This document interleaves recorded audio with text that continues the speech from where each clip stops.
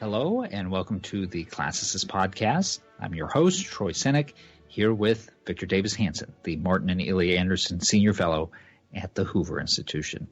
And Victor, you have got this extremely impressive piece up at National Review Online. It's called China's Brilliant Insidious Strategy.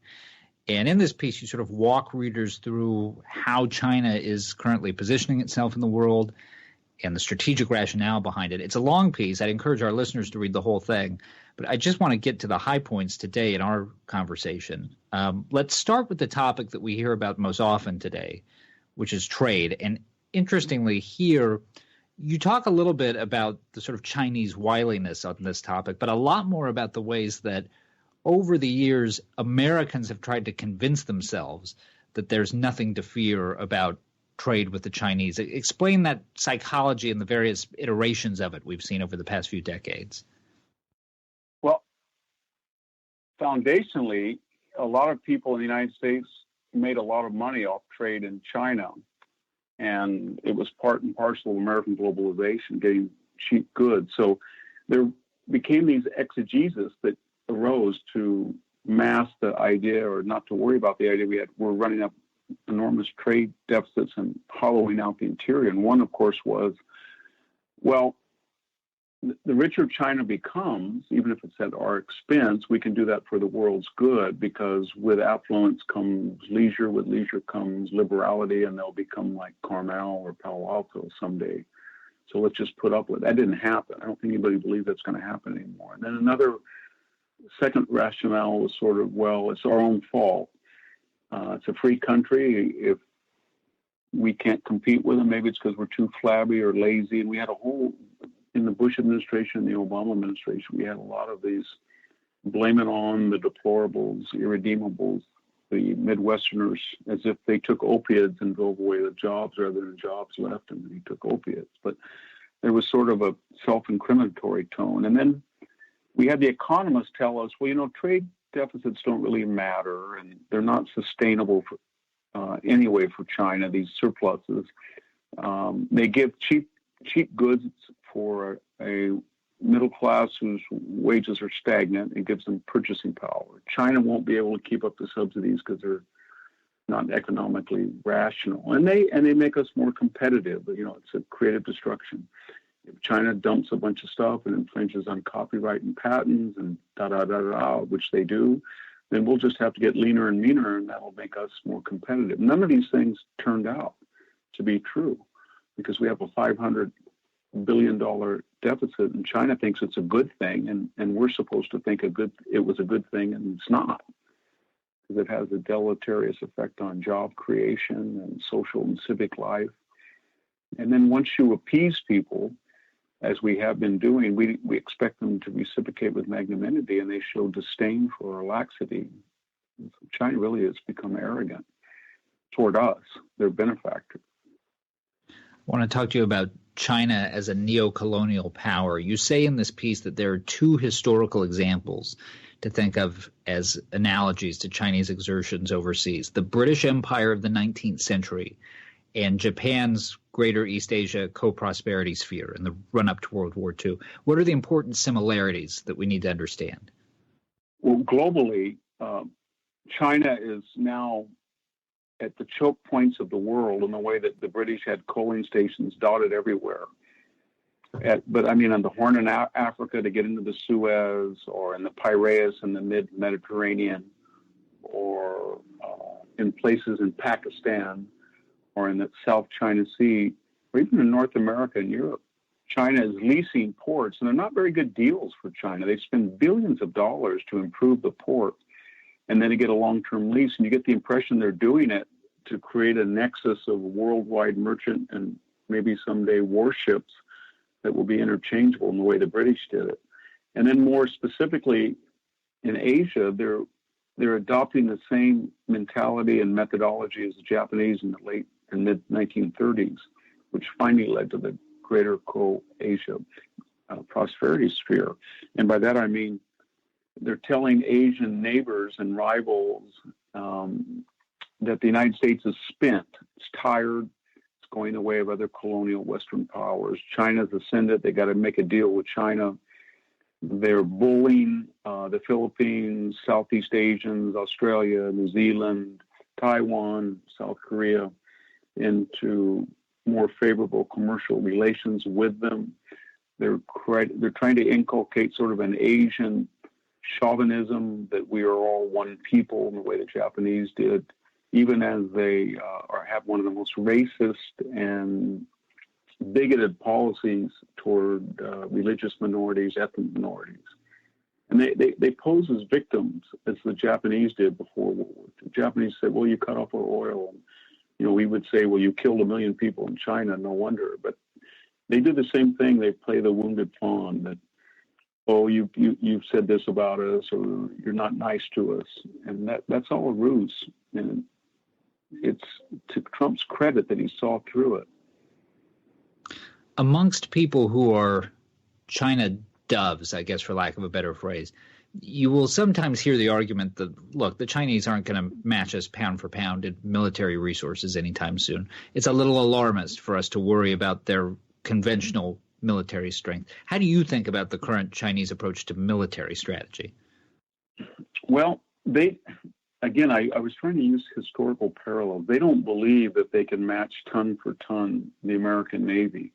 By that, I mean they don't want to build 11 carrier groups and the associated ships and these multi-billion-dollar fleets that would give them a global reach. But what they're trying to do is more like Germany in 1939 to 42, where they said, we can't match the British fleet, but we can make U-boats and make so many of them at such a cheap cost that we can deny entry into the English Channel, into the North Sea, across the Atlantic, even into the Mediterranean. And it was a real challenge to the British because they had all this investment and all these ships, but it was very dangerous for them to go places because they lost a number of carriers and battleships to very cheap U-boats until they developed a successful counter strategy.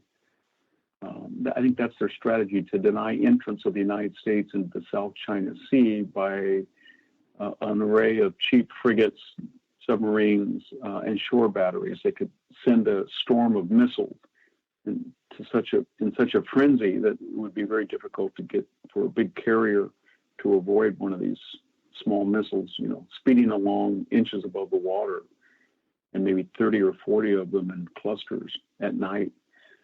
You spend a lot of time in this piece talking about the potentially malignant ways in which Chinese and American culture interacts. This is everything from Chinese students studying in the U.S. to the influence of Chinese money in American commerce, especially in the film industry, to China's understanding of American identity politics. Explain how this fits into Beijing's strategic calculus. Well, I think they see the challenge as multifaceted. It's not military only, it's not political only, it's not cultural, it's not political. So it's not a ideological military rivalry like we had with the Soviet Union. They did not, remember, invest in American companies. They did not have ports throughout Western Europe. They did not have 1/3 students in the United States. They didn't have joint partnerships with American companies. They didn't go to Hollywood and say, we don't like that portrait of Chinese business people. You change it or we're going to cut our investments. They didn't have that reach, the Soviets, but the Chinese do. I mean, here in California, they can directly affect the real estate market in Tony areas of Los Angeles or the Bay Area or Seattle or Portland. A lot of cash-strapped private liberal arts colleges depend on Chinese graduate students, which pay about 110% of the tuition and room and board cost. And they're very influential. I can tell you that if you write a column very negative of China, and I have in the past, I haven't heard yet from the Chinese consul, but often I get Chinese journalists or Chinese consul call you and try to correct your wrong thinking, as they put it. Victor, if you were to trace the trajectory of pre-Donald Trump American politics, are there moments that stand out to you where we made the situation worse for ourselves, where we missed opportunities to, if not make China a more cooperative partner, at least keep some of their ambitions at bay? I think so. I think when Bill Clinton, I think it was in last year in 2000, he announced all of these trade agreements with China, and he said that they were going to make us more competitive, or they were going to improve our lifestyle. And then during the Bush years, when we discovered, I think it was 2005-06, that North Korea had in fact broken all of the Clinton-era agreements and was de facto a nuclear power, and we only had China to blame for that. And then yet we didn't say much at all to China. We laid off of them. Part of it was there was the assumption that our problems after 9/11 were in the Middle East, Afghanistan, Iraq, Iran, the Palestinian question. And China kept out of that, at least for a while. And so we thought, you know what? They're not bugging us. They're not bothering us. We've got to make sure the Saudis pump oil. We've got to make sure to restrain the Israelis, supposedly. We've got to reach out the Palestinians. We've got to stabilize Iraq. And we just didn't have the attention span, apparently. And meanwhile, China was taking us to the cleaners. And then we were worried about Russia during the Hillary Clinton campaign and the Obama administration, where let's have a reset, let's recorrect, reset, and get tough. Then there was collusion. But all of these distractions were kind of ironic, because the existential threat has always been China. It's got 1.3 billion people, 1.3 people. And it's got the world's largest, I think second largest trade surpluses. And it's building a military at a rate that we haven't seen since World War II with us, or Japan, or Germany. So it's the existential threat to the United States, because the system is so antithetical to our own. I mean, it's a quasi-communist dictatorship, and it's used technology in a really Orwellian fashion to monitor its citizens and to pry and to round up people in re-education camp. It's kind of a nightmarish regime. Final question that I'll put to you. Give us the decision tree going forward. What are the major variables on both the American and the Chinese side that you think are going to determine what this relationship looks like in the future? And what do you see as the most likely outcomes? Well, I think in the short term, they're going to back down, because 1/3 of their population in the United States creates 2.5 times the gross domestic product of China. They don't have any universities rated in the top 30 in the world, research universities. I think almost everyone but 3 are American. We're the largest energy producer and exporter. We're the largest food exporter. We've got a very stable constitutional system. We've been able to deal with a multiracial population, at least better than most countries. So China is an ethnically monolithic, xenophobic society that's authoritarian.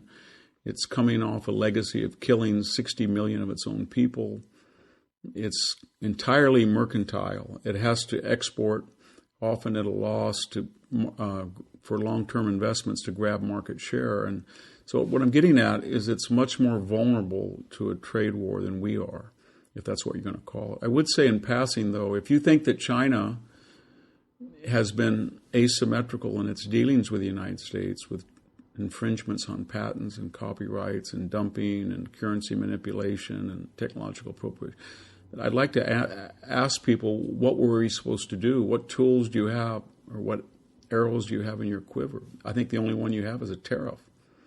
And so when you slap tariffs on, everybody said this is Neanderthalism or protectionism, or quasi-racism or something. But it's the only weapon that we have to get their attention. And they're much more vulnerable to it than we are. And so I guess that's a windy answer in concluding that I think in the next month they're going to quietly make concessions and come back to Trump and say, look, let us have $150 or $200 billion surplus, not 500. And then Trump will say that he halved the trade deficit, and that's success in art of the deal fashion. All right. You've been listening to the Classicist podcast with Victor Davis Hanson. Remember, you can read Victor's work at Defining Ideas at hoover.org, as well as at victorhanson.com. And if you enjoy the Classicist, please rate the show on iTunes. For Victor Davis Hanson, I'm Troy Senik. Thanks for listening. This podcast has been a production of the Hoover Institution. For more information about our work, please visit hoover.org.